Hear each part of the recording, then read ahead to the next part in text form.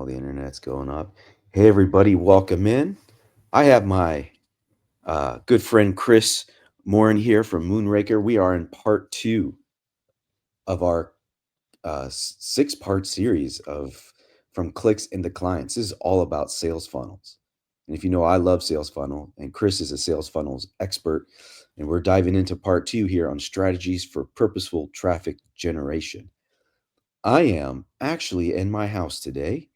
If you could tell, I have my radio voice on because my family has been dealing with, I believe, influenza A. So we have been dealing with about 6 days worth of fevers in our house, including myself. This is the first day I've been fever free. And if you're fever free, you got to do a webinar. So that's what we're doing today. So without further ado, let's jump in. I'll turn it over to you, Chris. I'll have you I'll share your screen. Also, keep in mind, we'll be sending out an email for part 3 here. That's going to be in April. We're doing one of these once a month. So thank you, Chris, for taking the time to create these wonderful slides and teaching us how you think about sales funnel, because I know it's going to help a lot of practice owners. Thank you so much, Brent. I'm excited to get into it. So as Brent mentioned, this is part 2 of our 6-part series, How to Attract the Right Clients. So strategies for purposeful traffic generation. And in the previous webinar, we had gone over the entire client funnel from turning a complete stranger into a long-term client. And this is a deeper dive into stage 1, which is how to generate traffic from the internet.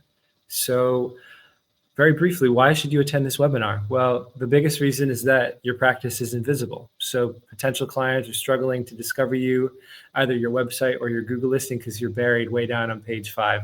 We like to say in SEO land that page 2 is the best place to hide a body because no one ever goes there. So if you're not on page 1, especially at the top of page search results, then you're practically invisible. And it upsets me when I hear people say that they spend a lot of money on a brand new site, but nobody can find it, because having a really great site is one piece of this puzzle, and it doesn't automatically guarantee visibility. So we're going to talk about ways to reinforce the site, turn it into a stronger platform for rankings, and then how to do content creation to really move the needle. And the other big reason is that things are going well, but you want more attention. So we're going to go through some proven SEO strategies that will help you to attract your ideal clients, outrank local competitors, and basically turn your site and your listing into a client-generating machine that works for you 24/7. So again, this is the entire sales funnel for a therapist, and we are covering stage 1, which is traffic generation. So how many prospects visit your website? Our goal is to maximize the amount of qualified prospects that visit your site. These are people that are looking for services right now. And so the point of this webinar is to talk about ways that we can maximize the likelihood that you're going to rank as high as possible, both in the website results and also the maps results, so that qualified prospects will find you either through your website or your Google listing and click through and then book a consultation with you. So a little bit about me. I'm Chris Morin. So I've been in the wellness space for half of my life. I was a massage therapist, and I met a lot of people that are, very similar to therapists, like highly compassionate people that love what they do, and they just don't have a ton of knowledge about marketing, digital stuff in general. And my goal is to help people like that to succeed, because the last thing I want is for somebody to have to go back to waiting tables because they don't know how to show up online. And I have almost 20 years of marketing experience. I also worked in a totally almost the opposite industry. My family business, we manufacture components for pharmaceutical companies, and I was doing sales and marketing for them for ages. And we had a really amazing year last year, and largely contributed to ongoing marketing efforts over that time. And when it comes to generating traffic, this is the core of what we do. And I'm not going to spend a ton of time on these slides. They were in the previous presentation as well, but these are all real client slides. We also got some clients to show up on ChatGPT. That is one thing that I will briefly mention now, whether it's Google, which is the main focus of this webinar, or ChatGPT or Grok or DeepSeek or Claude or whatever the next device or platform or AI happens to be. There will always be some algorithmic determination of who should show up on top. And it's going to be based on the quality of information that they share, their authority in that space and their trustworthiness. And so I don't see that the landscape is changing all that much. And so it's nice to see confirmation right here that a client of ours in California actually showed up for one of her core modalities for somebody that knows her in New York State. So good validation that, there's some future proofness to what it is that we're doing. This works for solo practitioners, small group practices, large group practices, and other alternative site types in this space, like an EMDR training program as well. So what are some common challenges that practice owners face when trying to improve their visibility online? Well, number one is you don't have a content strategy. So are you missing dedicated service pages? Do you have a page for every single individual thing, modality, issue that you treat, group of people that you treat? Or is it all kind of squashed together on, well, this is our services and we have 20 things listed on one page? Do you have an ongoing content creation strategy where you're going to demonstrate your expertise on a regular basis? Technical problems are another big reason that sites don't rank. So is there a bunch of coding problems, stuff that is kind of hidden in the background? These are the page titles and descriptions of search results and the alternate text of images and link titles and all of those little details. That's out of the scope of this presentation here, because I want to talk about content creation especially, because that's really the one that's most accessible to most people and can move the needle the most. Another big problem about the site is that it's slow and provides a frustrating user experience. And when Google determines that a site is slow or it's broken or people are bouncing from the first page that they land on, they're probably going to get a bad impression of the quality of your site and encourage people to search elsewhere. Another big problem is a lack of authority. So does your site have very few links to other reputable and high traffic websites within your space? This is another big ranking factor. And also low trust signals. So if you lack reviews or testimonials, then Google doesn't have a lot of information that they can use to determine if you're a trustworthy provider in your area.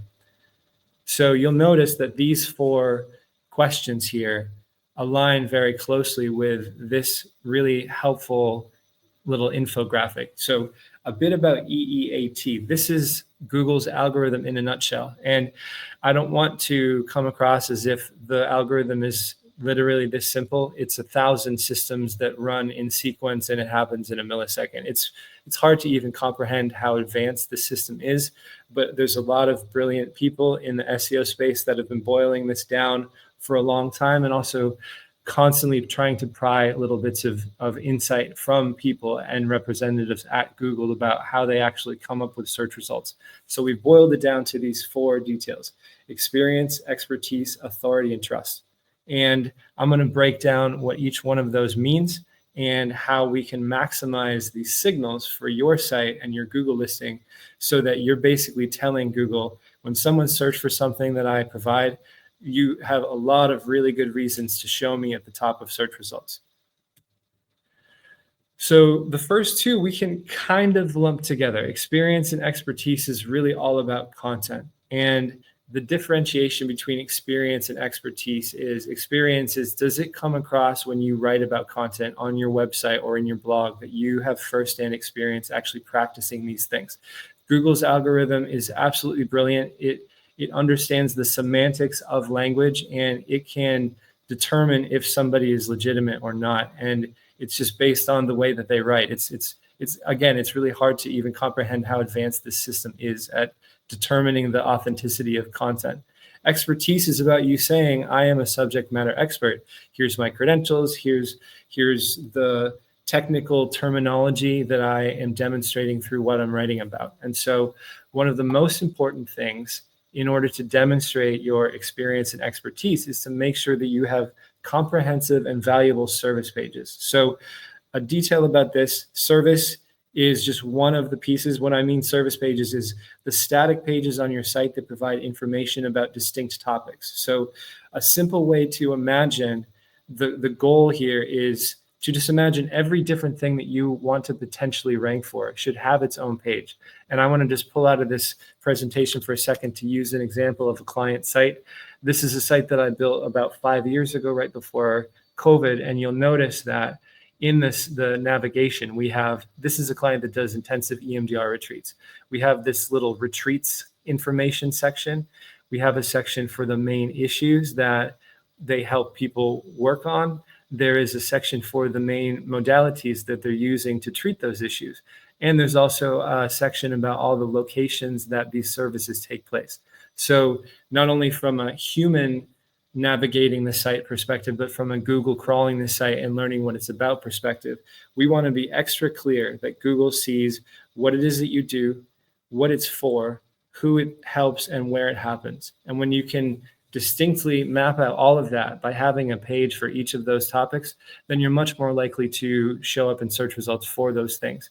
And a simple example, if you have a services page and it's talking about, we do EMDR, we do IFS, we do ART, we do CBT, Google is going to read that page and think, well, it mentions EMDR and this person searched for EMDR, but it also mentions a lot of other stuff. And there's a bunch of other web pages that are just about EMDR. So we think that that's a better fit for their request. So we're going to direct them to those pages instead. So it's really that simple. Any different concept that you want to potentially rank for, you really need to break it out as its own page. And that includes locations. You cannot just have your location buried in the footer. Google doesn't even really read this stuff down here. So you need to break it out as a separate page. I do have a question. Jump back in here. Yeah, please. So this is my gripe with Google when it comes to EAT, how they, what's experience and expertise.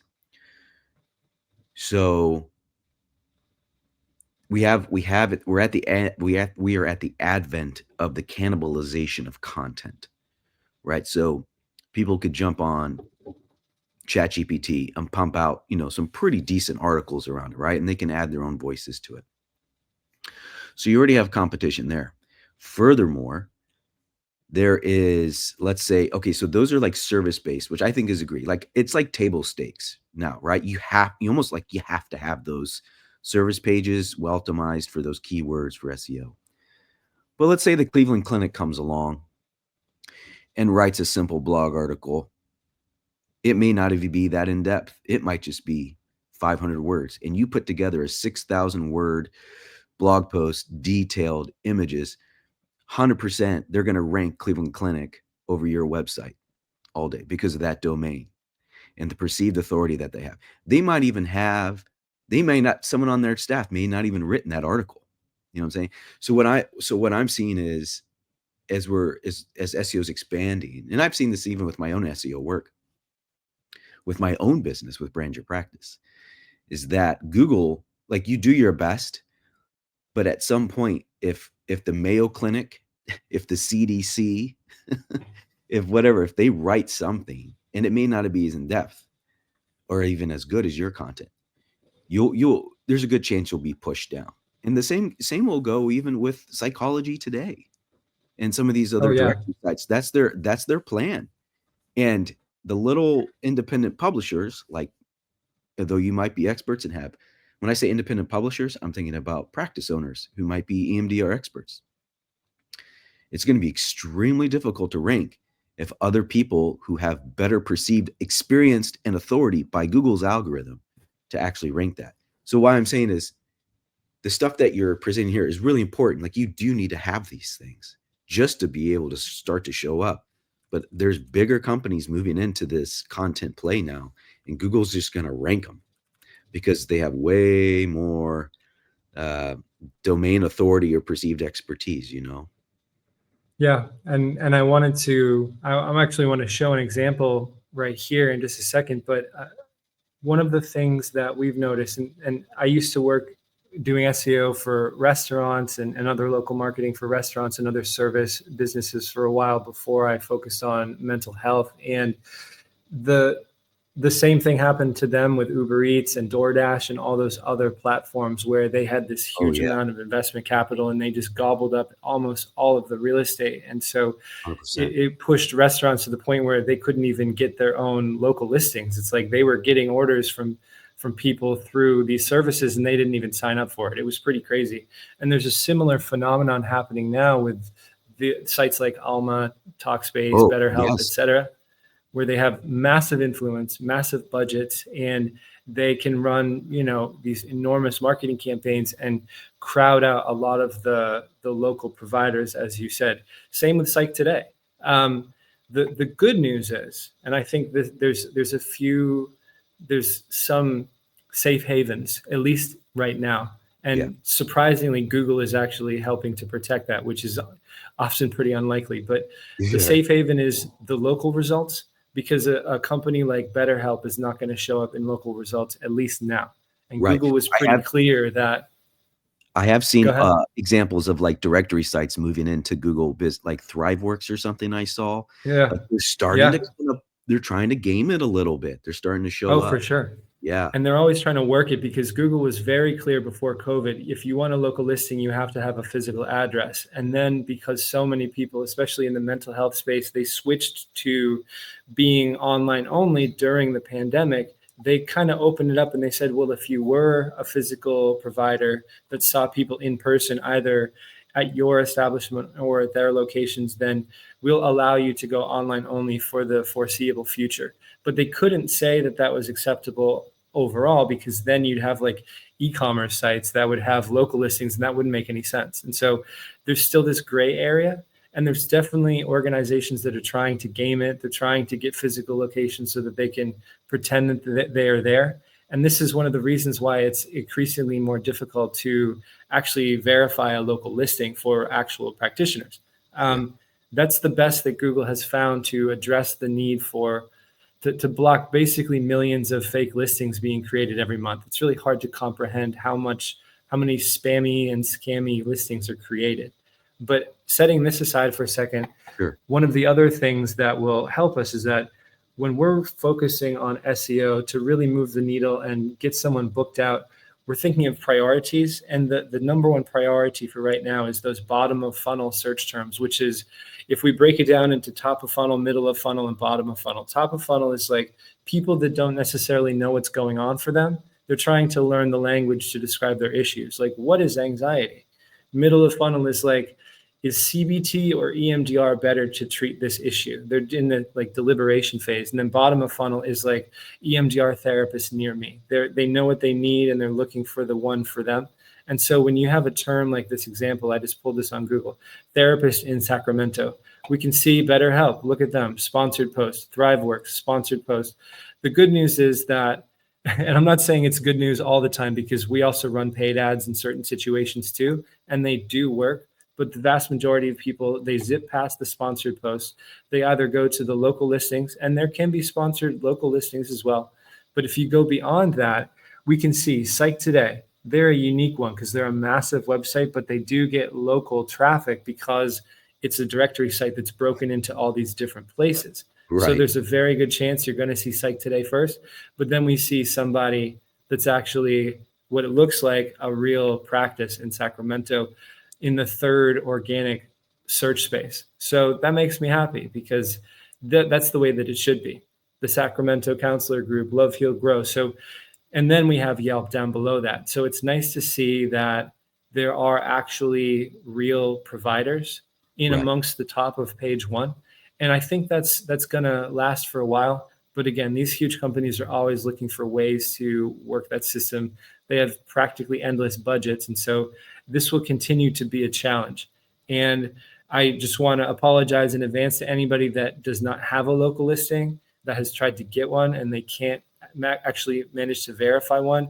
That's a really tough spot to be in, because it is important. So some of the additional content of this presentation will go over that, and just continue to try. It's going to be really important, because as you see here, and especially on mobile devices, the map results are going to show up first. And at least 50%, if not more, people are going to be searching for your practice on their phone. So this is important. Can not to belabor, we had a question that came in that was filled out through the Sure. form.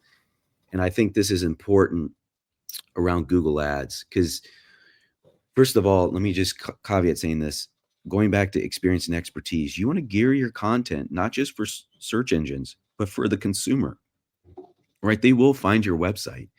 And if they're interested in CBT or PT or trauma or EMDR intensives, whatever it might be, they will read that information. And so that's all part of it now, having kind of a comprehensive marketing plan. Now, this person who wrote in says, I've tried Google Ads using various companies, including one that specializes in ads for therapists, and I've literally zero calls. Landing page and copy are good, I think. Are Google Ads dead for therapists? And No, they are yeah, not. I They would, work.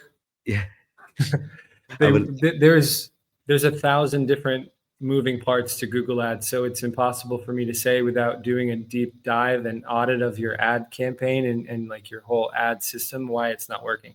And to be honest, that wouldn't even be me. I'd send my agency partner Mike, because he's managed like $250 million in Google Ads, and so he's got the magic touch when it comes to ads.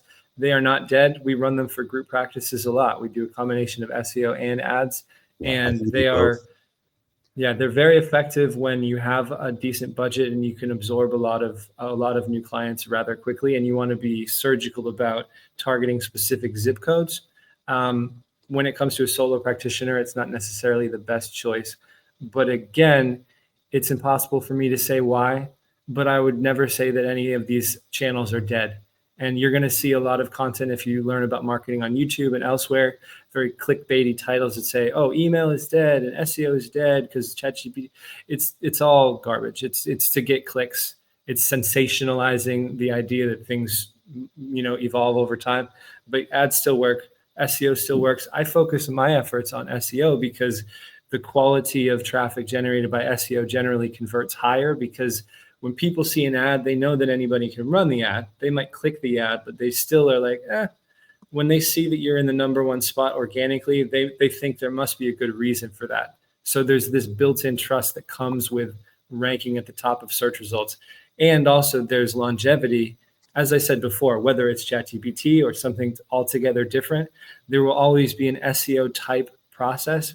There's always going to be search results, and there's always going to be a determination of who's at the top. And I'm sure there will always be a strategy to influence that in one way or the other. And we're going to figure out what it is wherever it happens to be.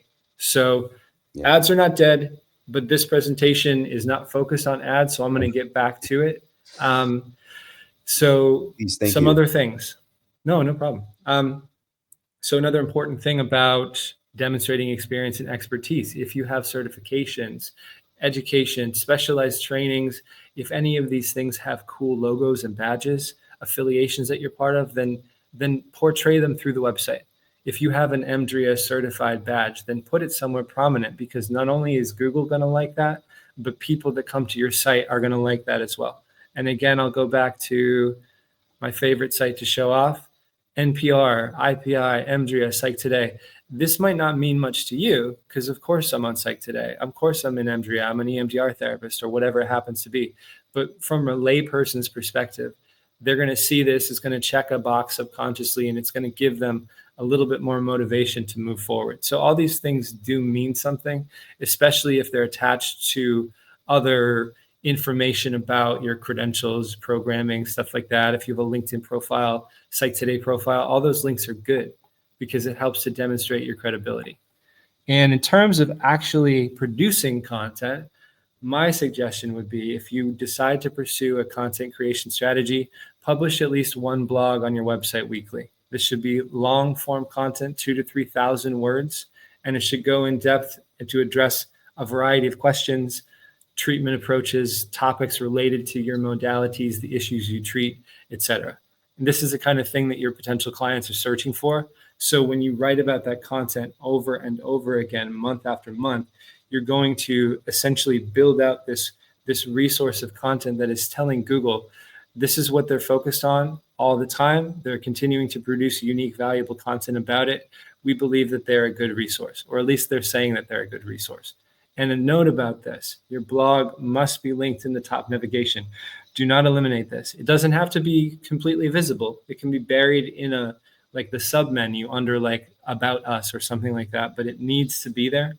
And we have seen disastrous results when a client inadvertently or otherwise, to be honest, I don't know what happened, but we started to see very poor results, and we were trying to troubleshoot everything. And then eventually it was revealed months later that they had just deleted their blog page.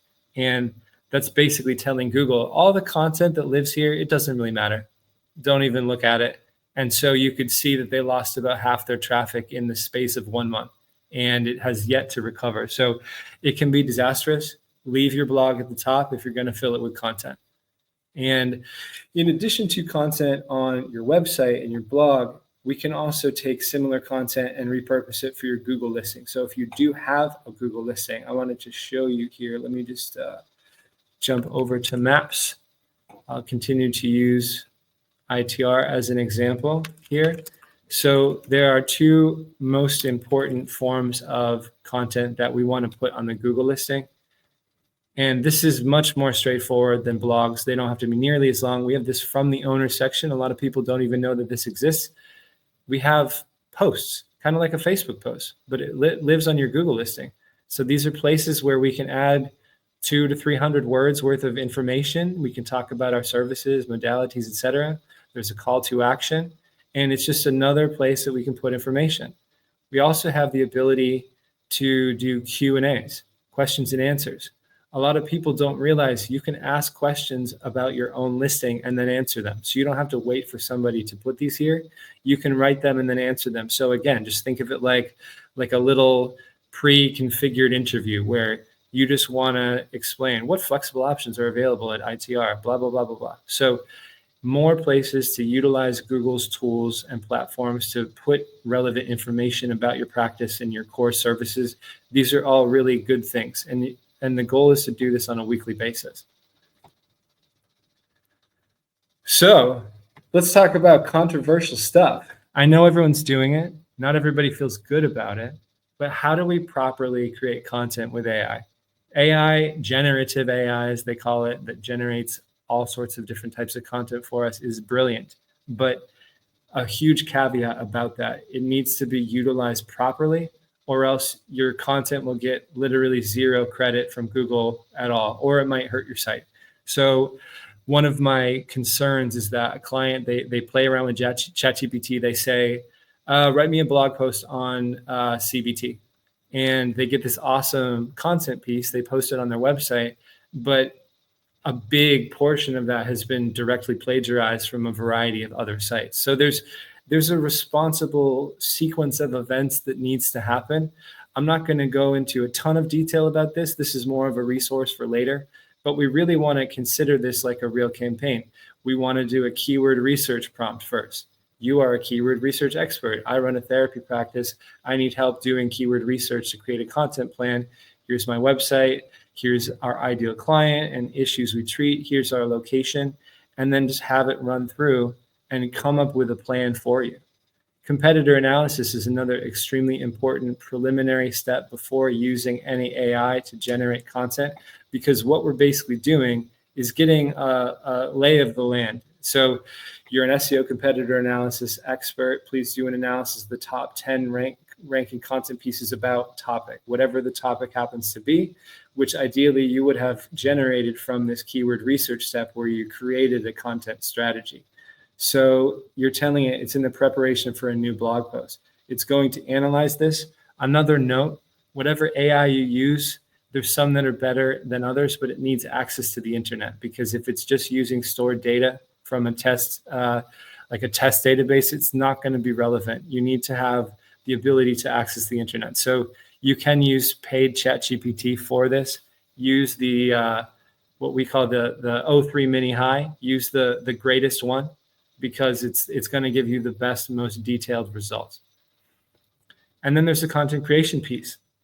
Again, we're just telling you what it is. You're an SEO content creation expert. I need you to create a blog post based on your previous findings. So you would hit it 1 and then 2 without plagiarizing any content. So it's reading all of the most prominent articles in the space, creating something new and unique. It's making sure that it's not pulling any huge chunks from them. And then the purpose is to ensure that we achieve all 7 of the goals listed below. I'm very specific about putting numbers and then giving it on numbered list, because AI is notorious, especially ChatGPT, about doing some of the stuff that you tell it really well and then just completely forgetting about everything else. So no direct comparisons. What's the point of having a blog if it directs someone elsewhere? This is a part where you can adjust it based on what what we call the negative keywords. What are things you don't want to talk about? I don't want people to think that I'm going to give them discounts. I don't want to do residential. We don't do suicide prevention, etc. Whatever you think is appropriate. I generally tell AI, don't ever fabricate testimonials, because sometimes it's pretty funny. It'll put in like quotes from pretend people about how great you are, and it just looks cheesy and it's not cool. Personalized nature of care. Don't mention anything that we don't actually do. Don't mention pricing details. Just tell people to reach out, and then content should be between 2,000 and 3,000 words. This is another thing that's highly unreliable, because these systems are brilliant, but it's like they can't count, which is probably the same reason they can't draw hands, because they don't know what 5 fingers actually means. So That's pretty funny. the important thing to note is that when using these systems, they need to be used with care. They need to be managed by someone that actually is a content and subject matter expert. So if you're going to do it, don't have just like your intern do it. If you're going to write about EMDR, make sure that someone that's doing it actually knows about EMDR. Obviously, we are an exception because we are an agency that does content for people. And that's why we use like 5 different layers of AI. So what you see here is one very small piece of the protocol that we go through to make sure that content actually provides unique and comprehensive value for our clients, despite the fact that we are not experts in any of the modalities or services that they directly provide. So this is something you could copy and paste this, put in your own information, play around with it, see how it generates results. And this will potentially be better than doing nothing, as long as you make sure that it's not just pulling other people's blogs. Kelly wrote, ouch, I hate using AI, but it's so convenient and serves my purpose for getting content out there. I use Claude and I feed the majority of what I want it to say, but let it write the content. This is great info. I hadn't considered giving it more direction on what not to do. Thank you. Yeah, thank you, Kelly. Yeah, the other thing I would say is don't use words or phrases like actionable insights or other AI sounding, phrases. The things that drive me nuts, like what's another one, like efficient, or there's like, you just see this stuff Yeah. that like shows up over and over again. These fluff words. Another thing that AI of all different brands does, and I don't know why AI loves it so much, they do the long hyphen where the word before and after is connected to it instead of a comma or a semicolon. I don't know any human that actually writes like that. So if That's funny. Google doesn't care if content is written by AI. They have explicitly stated that. It doesn't matter if a dog with thumbs writes your content as long as it's good. But if you don't want people reading it to think it was written by AI, then get rid of the long hyphens, read through it yourself, and consider updating it as you go, because it's never going to be perfectly aligned with your brand voice. No one's going to speak as passionately about what you do as you could. And again, this is an important step. It's going to get you moving in the right direction. It's better than nothing. And it's just something that needs to happen if you really want to move the needle on rankings. Yeah. So can I yeah, jump sure. to a quick question here? I believe Jan wrote this. Keywords for AI. Is Google still king? I actually have a graph for this that I want to Oh, share, cool. because a lot of times people are like, oh, AI. Let me see here. Let me pop this up and I'll share it. Actually, go ahead, say what you're going to say. I got to find it again, but I got Sure. something here I want to share. So creating content with AI is super fun, and it's nice to get some stuff populated on your website and your Google listing.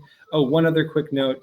Once you create a full blog post, you can ask as a follow-up prompt, hey, turn this into a 300-word Google post for my listing. Turn this into a question and answer. And so you can put out additional content related to that. The concern about plagiarism and uniqueness on the Google listing, in my experience, is much lower than when you are actually writing long form content on your blog. So I don't think that needs nearly as much scrutiny as the blog posts do. Got it. So the most important thing about any content creation strategy or any strategy in marketing in general is that you need to analyze what you're doing to see if it works.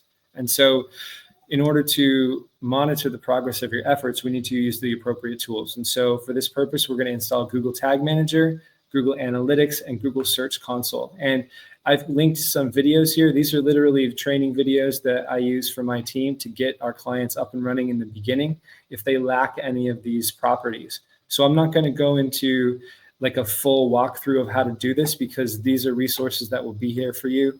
And these are links that go directly over to the websites as well, so that you can get started if you don't. The reason that we listed in this order is because once you have Google Tag Manager installed, you can drop Google Analytics inside of that. And you can also register Google Search Console much easier if you already have an analytics property. So it just streamlines the process, but you don't need this or this to have a Google Search Console. I imagine a lot of you have Search Console and none of this other stuff, but this is just a more comprehensive way of doing it. And for the scope of this presentation, we're not even going to get into analytics. I'm going to focus on Search Console, because Search Console is all about how traffic comes from search results and then ends up on your website. Analytics is more about what happened here. We got spinning wheels. Analytics is all about how people navigate once they're on your site, different events that they perform once they're on your site. It's also extremely important, but again, for the scope of this presentation, I want to focus on how to use Google Search Console. So let's jump into that. So yeah, if I can, let me show this image real please. fast. This is from Spark. So is Google still king? Yes, it is. Yep. This is the number of searches each day in 2024. This is some research. So you can see Google wins, and ChatGPT is down even less than DuckDuckGo. So this is why I think it's important what Chris is talking about. That's why we got to focus on Google, because that is where the searches are still. That's where people are going. So Google is still king. Google's still king. Yeah, and almost every device in the world, if you just use the built-in search feature, it's going to go through Google. And so a lot of people that don't know anything about how to select where they're searching, they just do the search bar on their phone. It's going through Google by default. So there's always going to be a ton of traffic until something about the device manufacturers and how they interact with these platforms fundamentally changes. And I don't see that happening anytime soon. So here we are. This is Google Search Console. And when you first show up, you're probably going to be on the Overview tab. You can tap Full Report right here, or Performance on the side. This is where all the fun stuff happens. And let me just jump back over here. I want to talk about some of the main features of Google Search Console so that you know how to use it to actually gain insights about what's going on with your content and how it's influencing your search rankings for different keywords. So the most important thing to note is that it has a date range functionality. So you can measure different time periods, and you can also compare two different time periods together, like how is last month doing compared to the previous month, or how is last year doing compared to the previous year. And the visual trend analysis, this graph here, is super helpful at visualizing how things are going. So you can see that up here, there's already a few that are broken out as, I suppose, the most common that people are using. So if we're on 28 days, we can see some stuff like, oh, okay, this purple line here, this is impressions. I'll get into what these mean in just a second with the performance metrics, but we can see, oh, this is going up, that's good. If we pan out to 3 months, now we can see more. Oh, okay, that's really going up. That feels a little better. Let's go back to 16 months. Oh, wow, okay. This is very clear now that things are trending in a positive direction. And it's hard to see that when you're zoomed way in. So having the ability to switch between these different ranges can be very helpful to help you isolate the effectiveness of your campaign. So let me back up for 1 second here, talk about the performance metrics. So the main four, you will see them right here, is the total clicks, the total impressions. So the difference between clicks and impressions, clicks are the amount of times that somebody finds you in search results, clicks on it, and goes to your website. Impressions are how often your site appears in search results, but it doesn't mean that it's at a good ranking position. You could get an impression and still be on page 10. And so when we start an SEO campaign, we usually see impressions come up first because Google registers your content. It's indexed now. And so they're seeing you write about stuff and they think, okay, well, this is filed under EMDR, so let's put them in the search results, but we're going to put them in position 72. And so it takes a while to get the impressions to generate clicks, and that takes consistent effort where your rankings start to improve to the point that people find you high enough up that they click through to your website. Click-through rate is basically that. If you show up 100 times and someone clicks on your search results one time, then that's a 1% click-through rate. So it's a metric of how often do you show up versus how many clicks you have. And then the average position is across all of the different search results that brought people to your website, what was the ranking that you showed up for those keywords? And so if we look here, the default is impressions and clicks. You can isolate one versus the other. You always have to have one. So it's nice to see impressions. It's nice to see clicks. Obviously, clicks is more important. We want to see these spikes getting higher and higher. Click-through rate. Interesting note about click-through rate. As you start an SEO campaign, you might see that this drops down quite a bit. And that's because you start showing up in more search results at a much lower level. Same thing can happen with your average position, where it might take a hit for a while because you're filing under more search results at a very low position. But that doesn't mean that all of a sudden everything is dropping down. It just means that if you average everything together, it's become diluted by a lot of the new places that you're showing up at a much lower level. And the goal is that if time passes, we want to see that this bar is going up. Click-through rate may never really change, but average position, our goal is to help that creep up as well. Are you able to single out a keyword so you can see a query, like single out a query? Yeah, so they call them queries. You can call them keywords. Like these are the things that people are searching for online. And so we can tap one of these, like let's say EMDR intensives. And now we can see this is the specific clicks and impressions related to that one term alone. And so there's a lot of information. You can get very granular about this. And you'll see that there's these different filters that get applied. Like you can tap on stuff, it'll add a filter, then you can just remove it right there and it goes back to what you had before. Another really important thing, let me just slip to the next slide. So yeah, search queries, you can see like what's driving the most traffic and you can filter them. So here's the example, like I can add a filter. I can say I want to do a search query filter, queries containing, queries not containing. So for example, we have some clients, they have massive sites. They're getting hundreds of thousands of clicks a month, but it's for a lot of top of funnel terms like love language quiz, trauma quiz, but they're trying to drive results for CBT therapists near me, etc. And so we can apply a filter here because there's just so many terms showing up that are top of funnel. We don't really want to see them. We can do a query and you can get really specific. We can say queries containing therapy, for example. And now it'll eliminate everything except for actual search queries where people included the word therapy in there. We can do that with pages as well. So maybe you have all of your pages /services /EMDR, CBT, et cetera, et cetera. If you just want to see how your service pages are going, you could come up here, add a filter, do a page filter, URLs containing, and then you just do like /services or something like that. So you can get really specific. That's a lot more helpful for much larger websites, but generally for solo practitioners and smaller sites, there's not a ton of information here. But this is a good example of what we want to see. Like this was a client, they signed up about the beginning of September last year. They did not have an actual page for EMDR intensives. And as I mentioned before, I don't want to scroll back to it, but I said, you should have a separate page for every single one of your main modalities and main focuses is. So they did not have an EMDR intensives page. That's what they wanted to rank for. So we built a new page for that. And you can see how it kind of burst into Google's awareness on September 25th of last year. And the impressions have been bouncing around. Traffic, there's a lot of one-click days. And then, we got a 2. Now we have more 2s. And then we got a 4. And so if we draw a line going to the right, the goal is that this is going upwards as time passes. And we can see the average position as well. Started quite low, 80, 60, bounced up to 30, then came back down, but it's trending in a positive direction. And just this past week was like the mid 30s, and that's a lot better than 80. So we can get very, very specific with how we look at these things.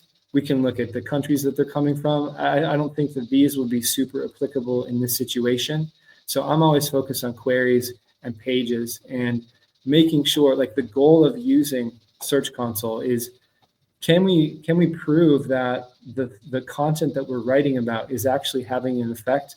and that we're generating impressions from it, and then people are actually clicking through related to the services that we're offering. So in this case, we have some good validation, like EMDR intensive, NYC, therapy intensive. So these are all the exact types of things that she's trying to rank for. And so it's good validation that the pages we created, the content that we are putting on the blog and the Google listing is generating the right signals. So we're starting to get impressions and traffic for those specific services.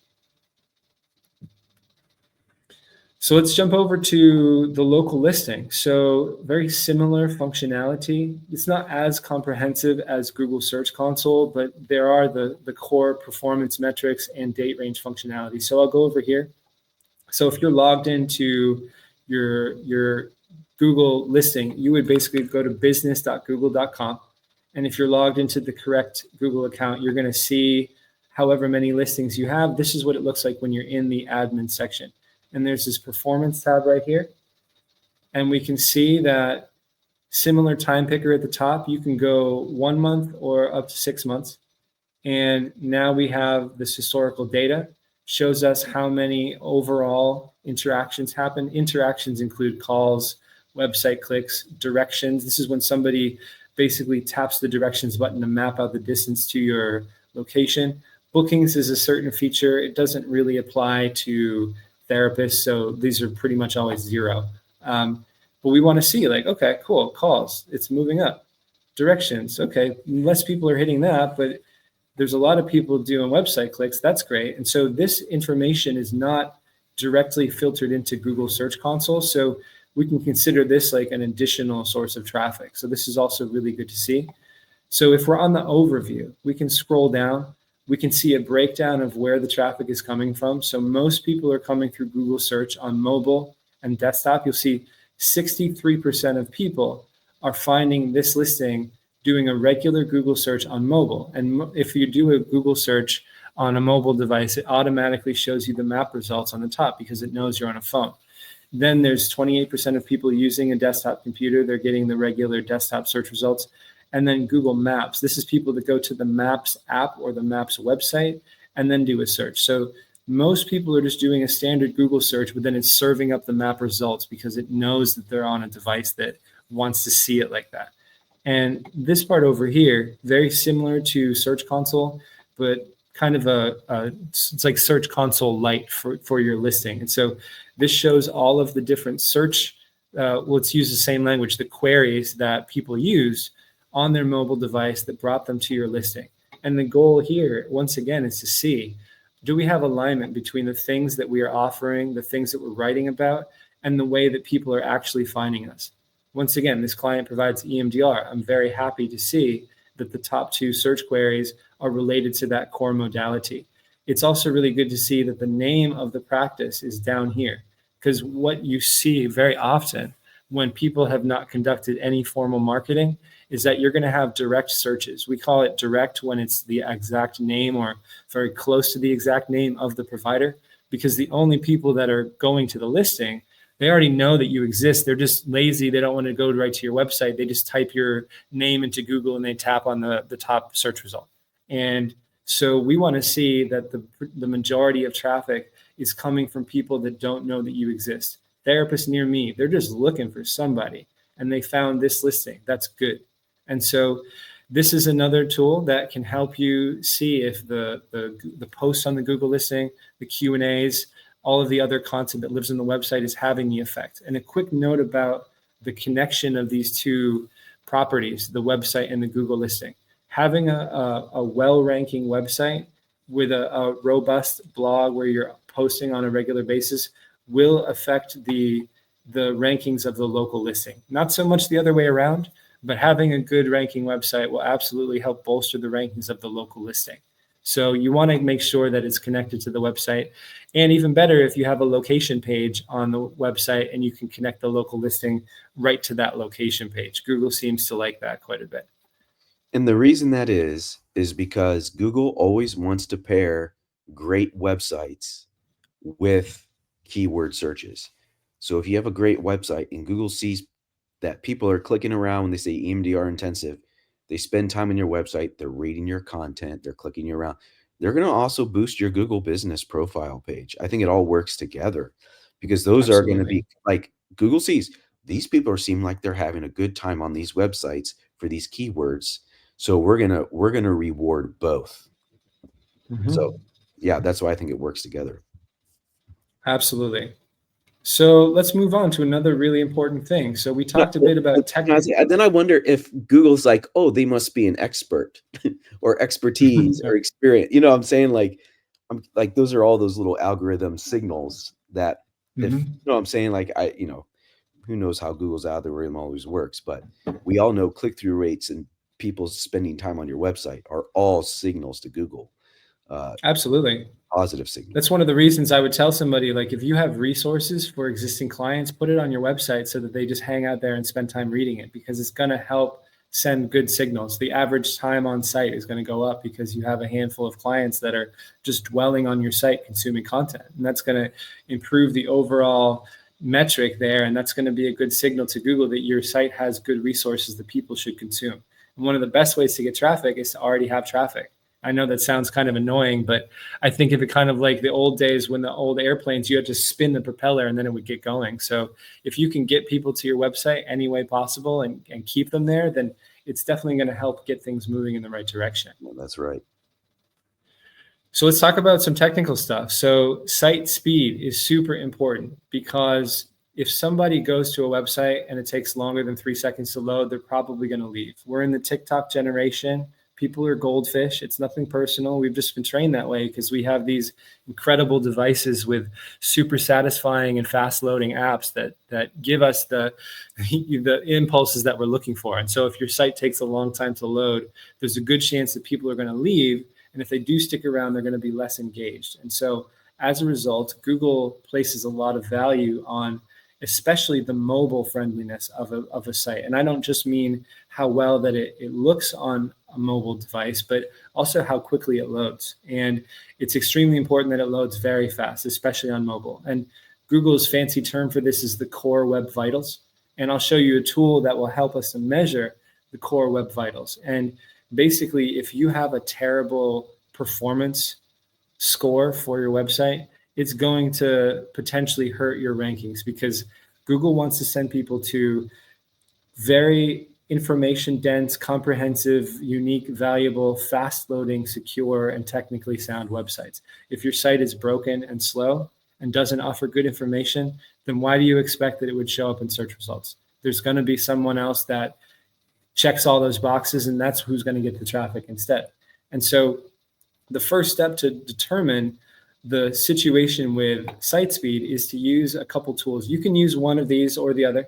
We use Google Page Speed and another tool called GT Metrics. And so Page Speed is a tool that's offered by Google. Let's do this. Let's do Therasas.com. So we're just running this analysis. We're just going to let it go. Ew. Big money, big money. Here we go. Yeah, Here we let's hope go. it's good. We can Yeah. do the same thing over here. And these have Oh, see? similar like crawling mechanisms, but the scores are portrayed in slightly different ways. Obviously, we want to use the one straight from Google because they're going to tell us, straight from the source, like, this is your problem. Here's some things that you should look at addressing. Um, let's see, this one might be a little bit faster, And there's but also I'm just things going to let like, because this I've been go. doing this for a while, there's also things like you can't always control either, right? Like you'll have Yeah. things that are, depending on your website builder. So Therasas is built on the Therasas website builder. Mm-hmm. I have a lot of WordPress sites. I just told my web developer, I'm like, hey, what does it take for us to load the WordPress sites faster?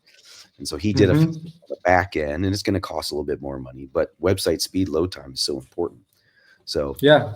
And when I see something like this, like it's saying on mobile, your site's loading in 7.9 seconds, I think that that's a little artificially slow. And if that happens, mhm. consider just doing a reanalysis, because this will change each time. Maybe the site cache was just emptied and it's still refreshing. So give it a few shots. Over here, this is GT Metrics. We got an overall grade of B. Hey, A that's funny great. little yeah. A funny little note about the grading system on GT Metrics, they have a grade of E as well, which is kind of funny because it doesn't Oh, that's really great. exist. Um, The other So thing, performance also 82, pretty good. also, like, anecdotally, like, bring out your own get your own cell phone out and test it yourself. Excuse me. Totally. Get your friends out and just see Yeah. what the experience is like. Hmm. Get your friend's cell phone out, have them load it, and just see, because you have some of this data here, but there's also the experiential side. Hmm. When we see here, there's some similar factors on both sides. This one, the LCP, the largest contentful paint. If you've ever been waiting for a site to load and then pretty much the whole page flashed up all at once, that's the largest contentful paint. It's how long does it take for the majority of visible elements on the site to suddenly appear. And so it's showing here for Therasas on desktop, it takes about 2.5 seconds. Mobile, it's saying it takes 16.7 seconds. I think that this might be an error. If it's incredibly heinous, then consider using multiple tools. This is why we use multiple tools, because I don't think that that's true. So over here, we can see the largest contentful paint. This is kind of a hybrid on GT metrics of both. And we can see this is 747 milliseconds. So it's pretty good. Yeah, And under a second. total blocking time, this is how long it takes before you can actually scroll and interact with the site. So this is a little long. They want to see that as low as possible. Over here, it's showing Wait, a 100 little long. milliseconds That's on less mobile. than a second. I know they want it to be like almost nothing. Yeah, Like, super, super low. This CLS, as they call it, the cumulative layout shift, this is about, and this is super annoying if it's ever happened to you. The site has appeared, you finally get to interact with it, and you go to tap a button, and then it's like, oh, psych, and then it jumps, and it's in a totally different position. oh, They want to keep this as low as possible. So there's certain things that will happen with certain site builders if they're not optimized, where as things get loaded and different elements appear, then it will jump and it will push things around, and it's a very poor user experience and it's very frustrating. So the goal of launching new pages is to do it as quickly as possible and in a way that does not provide any surprises. We want to keep it as consistent as possible. So the cumulative layout shift is very low. It's usually very low on modern site builders, but sometimes it's pretty bad. And these are all things that we want to get as low as possible. So the faster the site loads, the better the performance score from Google, the better the user experience. It's going to make everybody happy, especially Google. And so this is another thing. I'm not going to get into a ton of details, but we use a particular plugin, an optimization plugin for WordPress sites called WP Rocket. This is a paid plugin. There's a ton. There's NitroPack. There's a million. But we like this one because it provides really great results and it's pretty easy for everybody to configure. But I don't want to leave out the Squarespace people or the Wix people. And this is one of the biggest issues, is that we were able to do a lot of stuff on WordPress, but what are we going to do for Squarespace sites? They're generally pretty fast out of the box, but there's always improvements. And so this is a relatively new piece of tech, probably 6 months old. It's called Navigation.AI.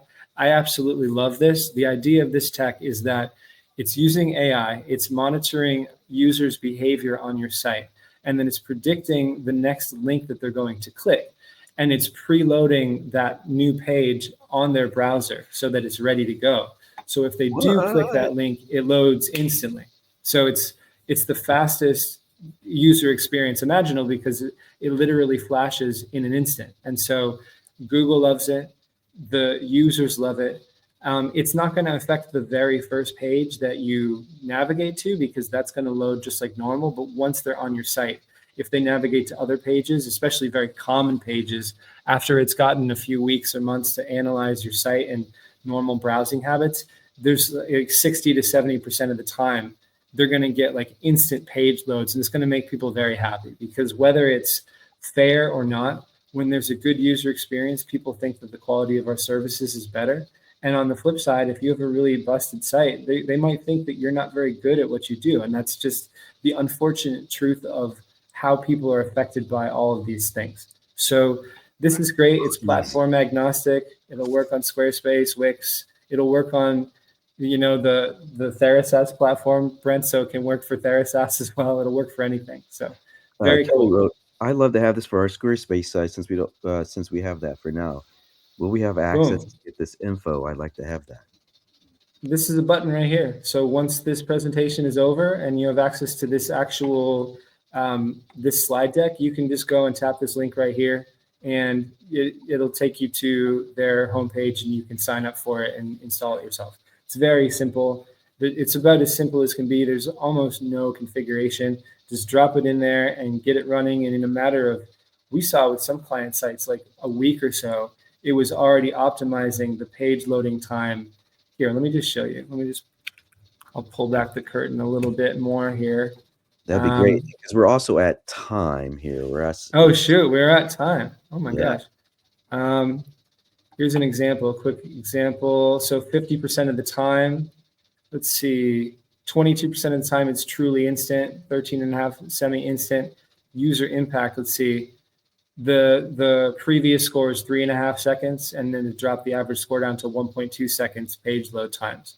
And on some of the most important pages like insurance building, find a therapist, services, dropped it down like a second, half a second, half a second. So these represent really massive improvements that I've done caching plugins for a long time, and I've never seen anything nearly as good as that. Brent, let me jump ahead real quick. I just want to see what we're missing here. Okay, there's 3 slides left. Do you have the ability to push it a little longer? Yeah, we can do a few more minutes. It's recorded, so people will get an. Okay, cool.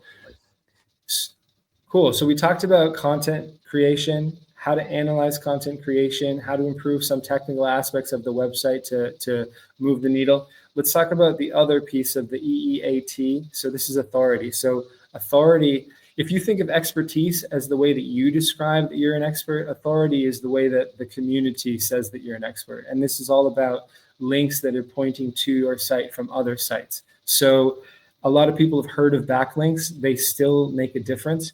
It used to be more about quantity than quality. Like if you get 1,000 backlinks, you're going to win.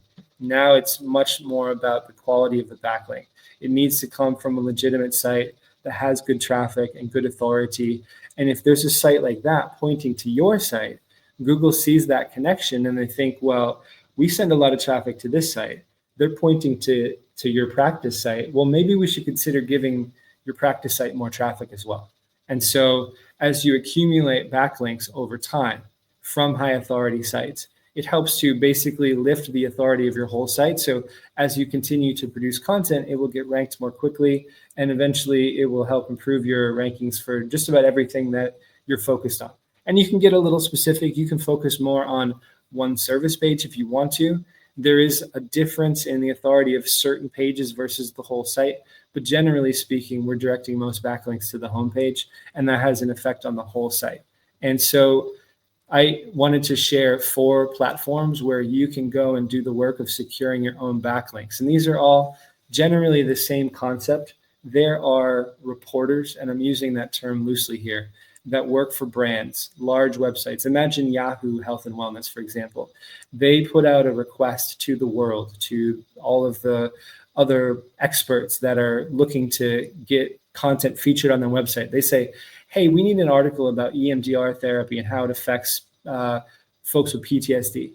And then I come out and I say, hey, we have Brent here. This is his LinkedIn bio. This is his headshot. And this is an article that we prepared for you about this exact topic. We'd love to consider it for placement.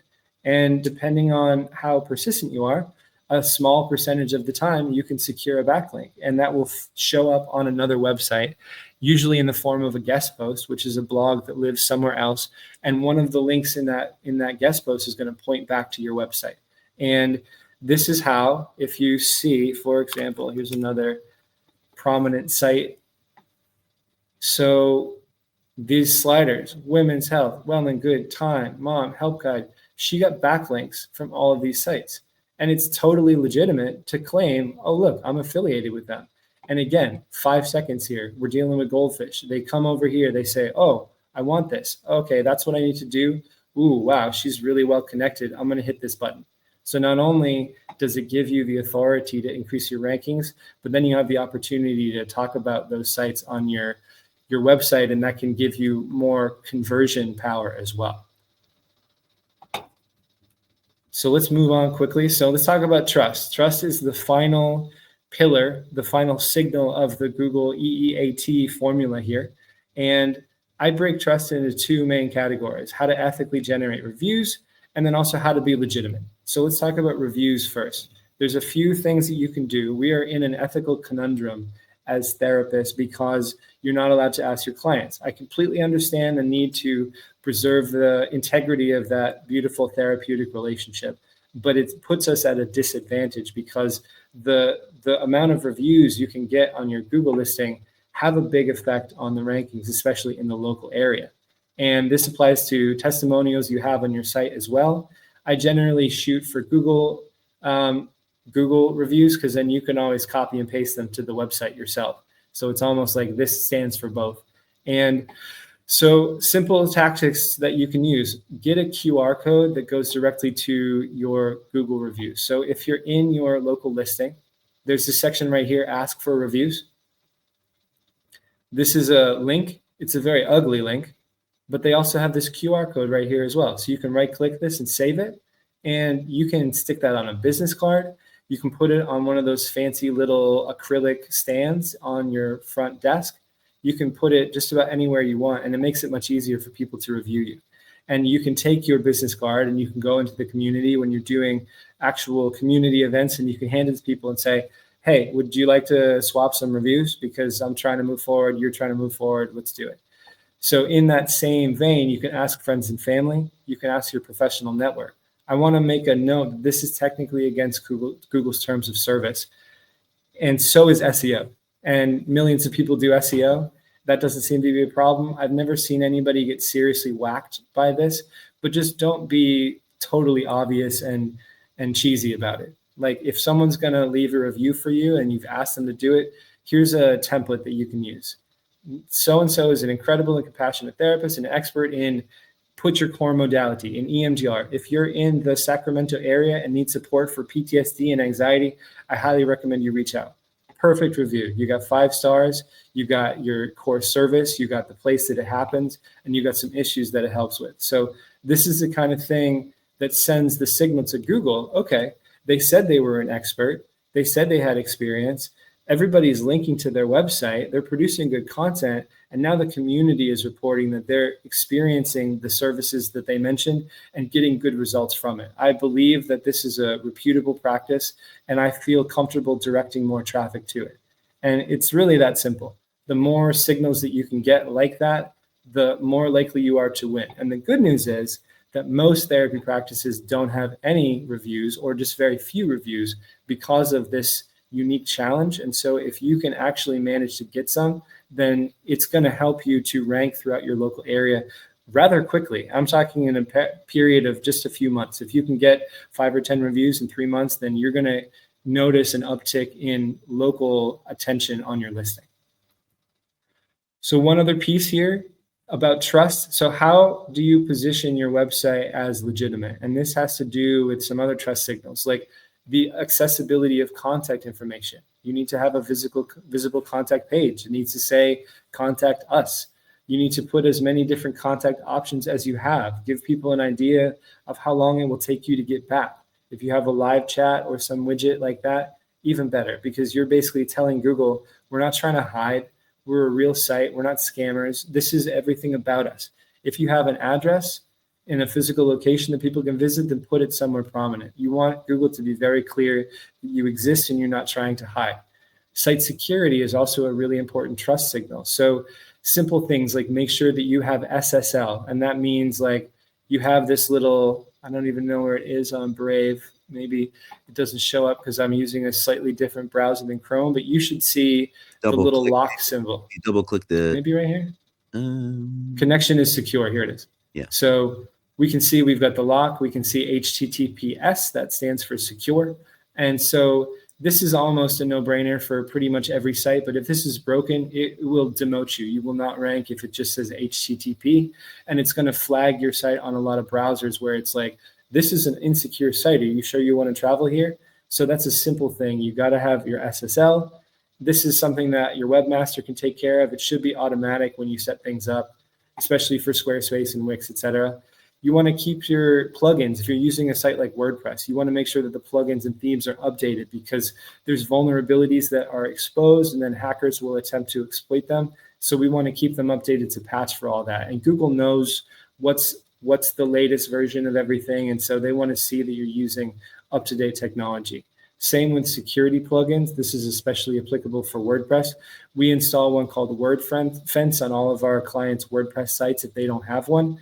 This is free. They offer a paid version, but I don't feel the need to use that because the basic stuff is pretty good. We're going to just install a firewall. We're going to keep bots from trying to do what they call brute force attacks, which is just type in 1,000 different combinations of name and password on your website.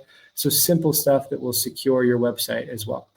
And additional trust elements that you might want to know about, make sure that you have a privacy policy and a terms of service page. It doesn't need to be prominent. You can put it down at the bottom. This is the kind of place that stuff lives, but it needs to exist. And it needs to have a whole bunch of information. Feel free to take a boilerplate and then tweak it out to be specific for your site. It just needs to be there. If you have industry certifications and badges, not only are they good from a conversion and an expertise perspective, but it also helps to send trust signals as well. And also getting into some more details about your team, having bios, headshots, etc. That helps to convey the fact that you are real people. And if they're connected to LinkedIn bios or Site Today profiles or whatever, that helps to signal to Google you exist within this greater space. And so you are actual therapists. And again, it's all about just helping them understand that you're legitimate.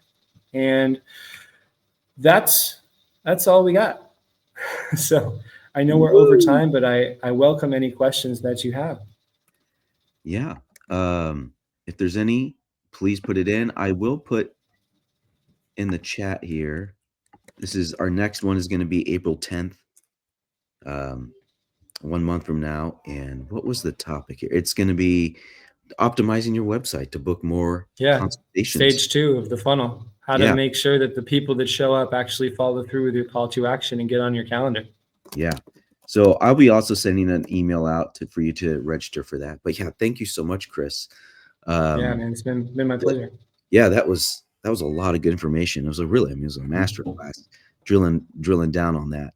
I think the big takeaway really is, I think the Google Search Console tool is really important. If there's like one tool for them to be able to use that's free, I think that's going to be really helpful to kind of dig in and see how Google sees you, right? Like what are the eyeballs of Google? What do they look like as far as your website goes? Yeah. There's a lot of other tools, people know about SEMrush, Moz, Ahrefs, like they're all good, but I find that especially for lay people that are just trying to do this to move their own practice forwards, they can be very overwhelming. And Google Search Console surprisingly does a good job as a free tool of finding the balance between a lot of good data that's actionable, but not being too complex. Yeah. Yeah. Appreciate you. Thank you. Thank you, Michael. Thank you, Kelly, for joining. Thanks for the chat, for the questions. I think we got most of the questions from the registration. Reaching my ideal client and bringing it into my practice. That might be the first one as well. Someone had a question, reaching my ideal client and bringing them into my practice. That might also be with the website optimization as well. We'll be talking about that. And I think we kind of always, that's always kind of like what we've been talking about, right? When it comes to content that we talked about today, that's a huge part as well as the content that attracts your ideal client. And I'll add a little note about that when it comes to ideal clients. When it comes to SEO, the only information we have about traffic that comes to the website is the query that they used to search and then find you. And so the thing is that people don't usually self-report their identity unless there's a specific situation. Like people will search for couples counseling, so then it's a partnership. They will search for child therapy, teen therapy. But most people don't search for individual therapy when they're looking for something for themselves. They don't say, I want an LGBTQIA therapist. They are who they are, and they look for the common terms like therapist near me, modality that they want to use to work through their problems. And they also will report the issues that they're facing, anxiety therapist near me, depression counseling, et cetera. And so that's why it's important to really to not only have those distinct pages on your site so you can generate that traffic that mimics the way that people tend to search for these things, but when you think about how to create your copy on the homepage, for example. That's why that emotionally impactful why statement is so valuable, because not only does it move people forward and compel action, but it helps to filter out the wrong types of people. So if you only provide services to women with high functioning anxiety, then you probably want to say that at the top of your homepage. And then somebody like me that shows up would be like, okay, this isn't the one for me. But if the person that sees the website fits into that demographic, then they're going to feel extra compelled to move forward. So as far as actually honing in on the ideal client themselves, that's, I'd say, a combination of the pages that we write about, but also the way that we speak to the ideal client in the language that we use on the website. Yeah. Yeah. Really good. Well, thank you so much, Chris. And we'll see you in less than a month's time now. And grateful That's for right. taking the time and sharing your expertise and joining us. So, all right, everyone, if you're on the YouTube channel, make sure you like, subscribe, reach out to Chris at Moonraker as well if you're interested in working with him, getting some content going, some SEO going. He's your guy. So, thank you so much. And yeah, we'll see you all in the next webinar. Thank you. Thanks, Brent. See you.